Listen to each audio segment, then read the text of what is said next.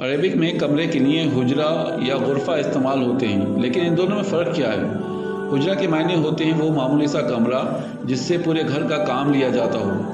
قرآن میں اس کی جمع یا اس کا پلورل حجرات آیا ہے۔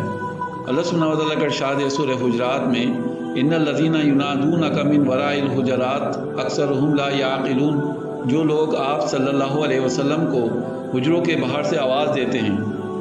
دوسرا لفظ ہے اور وہ ہے غرفہ۔ اس کے معنی ہوتے ہیں بالا خانے۔ اس کی جمع یا اس کا پلورل غرفہ یا غرفات استعمال ہوتی ہے، جس کے معنی ہوتے ہیں جنت کے منازل اور درجات۔ گویا غرفہ سے اعلیٰ تعمیر شدہ اور بلند کمرہ مراد ہے۔ سورہ فرقان میں ارشاد ہو رہا ہے، اولئک یجزون الغرفۃ بما صبروا، یہ وہ لوگ ہیں جن کو ان کے صبر کی جزا میں بالا خانے ملیں گے، یعنی آج کی اصطلاح میں کہیں تو پینٹ ہاؤس۔ عربک میں کمرے کے لیے حجرہ